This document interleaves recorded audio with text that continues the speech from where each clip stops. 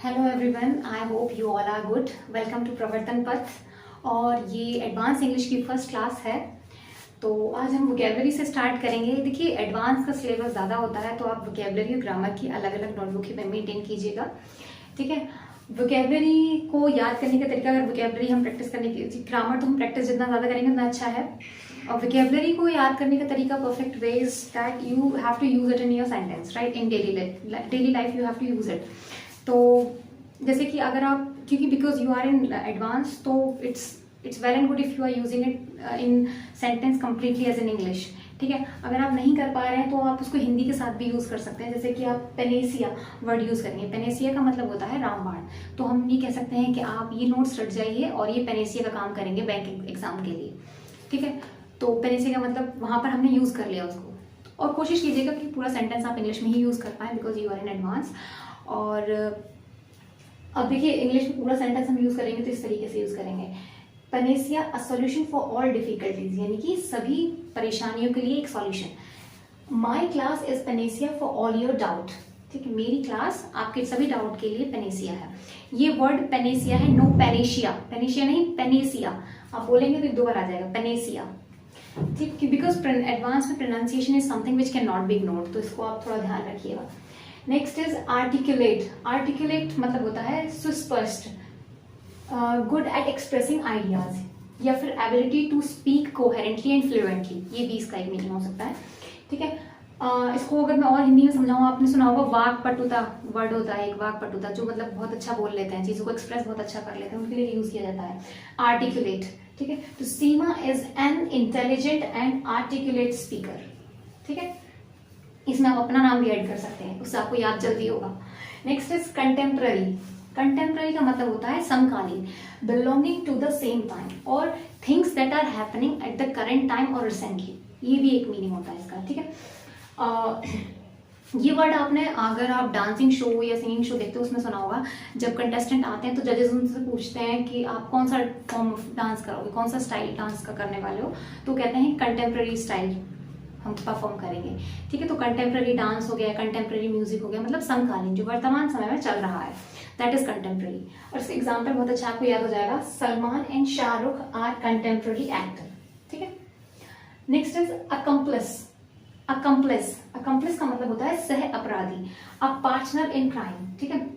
और a person who helps another person to commit a crime. वो जो person होता है जो हेल्प करता है, तो जो हेल्पर होता है ना कोई क्राइम कमिट करने के लिए, उसको हम बोलते हैं accomplish. Accomplish of the robbery was killed, ठीक है। तो रॉबरी का जो कम्प्लिस था वो मारा गया।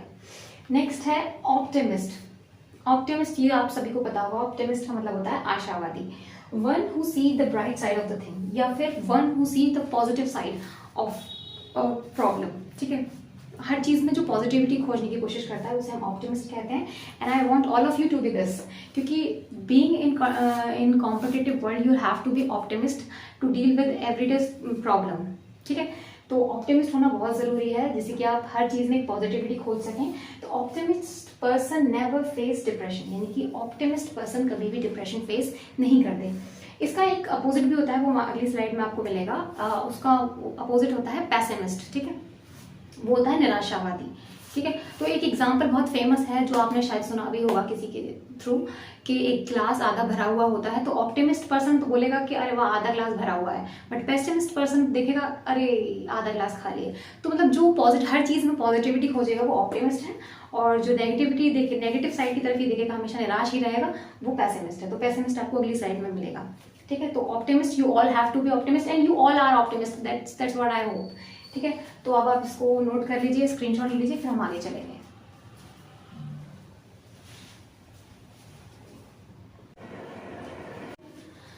तो ये अगला वही है pessimist, one who see the dark side of the things, जो मैंने बताया था, निराशावादी, ठीक है। जो ये बोलते हैं कि पानी का आधा ग्लास खाली है। I am natural pessimist and I usually expect the worst, यानी कि मैं एक स्वाभाविक निराशावादी हूँ और मैं ज्यादातर बुरे की कल्पना करता हूँ, ये करती हूँ, ठीक। Next is pedestrian. पेडेस्ट्रियन का मतलब होता है पैदल यात्री, a person who walks on foot while travelling, यानी कि जो पैदल चलते हैं। The bus hits a group of pedestrian. Simple sentence है, बस ने पैदल यात्रियों को टक्कर दी, ये टक्कर मारी। Next is fugitive, one who runs away from law and justice, ठीक है, भगोड़ा जिसको हम बोलते हैं, जो लॉ जस्टिस से दूर भागते हैं। Fugitive Vijay Mallya was arrested in UK. Simple sentence है, there is nothing to explain in it. Next is dormitory. ये वर्ड फ्यूजिटिव है, not fugitive, fugitive. Next is dormitory, a place where large number of bed and bedrooms are there, especially in any school or institution। इसको आप छात्रावास से भी याद रख सकते हो, ठीक है। She lived in college dormitory। ये dormitory है, not dormitory, no, dormitory, ठीक। Next is predator। predator का मतलब होता है an animal that lived by killing other animal। lion is a predator, lion is a predator, sorry। तो this is it, ये आपके 10 वर्ड्स हैं वोकैबुलरी के, वन वर्ड सब्स्टिट्यूशन। अभी आज कम लिए हैं क्योंकि फर्स्ट क्लास है, अब जैसे जैसे टाइम बढ़ेगा तो हम इसको थोड़ा सा ज़्यादा लिया करेंगे, है ना, so as to cover the syllabus. और देखिए कम्युनिकेशनल के स्किल्स के लिए कुछ टिप्स आपसे शेयर करनी थी। If you really want to improve your communicational skills, तो उसके लिए 2 चीज़ें हैं आपको, एक तो सुनना और एक बोलना, ठीक है। यानी कि एक तो आपको सुनने के लिए एनवायरनमेंट क्रिएट करना होगा, एक बोलने के लिए। बोलने के लिए तो आप जहाँ पर भी हैं आप वहीं से शुरू कीजिए। Try to speak in simple sentences, छोटे छोटे सेंटेंसेस में बोलने की कोशिश कीजिए। और सुनने के लिए आई वुड सजेस्ट कि आप इंग्लिश स्पीचेस सुनिए। देखिए इंग्लिश मूवीज और song I would not suggest you, because उसमें 2 चीज़ें हैं। एक तो आप एक्सेंट में परेशान होंगे। एक्सेंट जो होता है किसी भी एरिया का बोलने का तरीका होता है। जैसे सपोज मैं अभी हिंदी बोल रही हूँ, तो मैं नॉर्थ इंडिया से हूँ तो मैं अभी हिंदी बोल रही हूँ। अगर साउथ इंडिया में आप किसी को हिंदी बोलते हुए सुनेंगे तो उनका तो you know way of saying the things वो अलग हो जाता है थोड़ा सा। तो same is with English. English आप किसी इंडियन को सुनेंगे तो थोड़ा डिफरेंट होगा। अमेरिकन, ऑस्ट्रेलियन, ब्रिटेन, सबकी थोड़ा अलग अलग यू नो बोलने का तरीका अलग हो जाता है। भाषा वही है बट शब्दों को कहने का तरीका थोड़ा अलग हो जाता है। तो आप कोशिश कीजिए। तो एक तो ये एक्सेंट वाली दिक्कत आएगी आपको मूवीज में, और दूसरा मूवीज और song are most of them are for entertainment only. There is nothing like productive in it. तो इसलिए भी आई वुड नॉट सजेस्ट कि आप ये इसको फॉलो कीजिए। But specially I would say कि आप इंग्लिश स्पीचेस सुनिए जो उसमें आते हैं। एक चैनल है टेड स्टॉक करके, जिसपे सक्सेसफुल लोग अपने स्टोरी शेयर करते हैं, तो वो आप देख सकते हैं। जैसे जो स्टॉक हिंदी में होता है वैसे ही टेड स्टॉक है। और उसमें भी कोशिश कीजिएगा कि इंडियन वाली ही सुने, क्योंकि उसमें फॉरेनर्स की भी आती है। तो वो आप 5-5 मिनट के लिए भी अगर डेली सुनेंगे तो it would be helpful for you, ठीक है। ज़्यादा नहीं बट कंसिस्टेंसी मेंटेन होनी चाहिए कि आप डेली सुने। तो दिस इज इट। अगर वीडियो पसंद आया तो इसको लाइक कर दीजिए, अपने फ्रेंड्स के साथ इसको शेयर कर दीजिए और प्रवर्तन पथ को सब्सक्राइब कर लीजिए। Thank you, keep learning.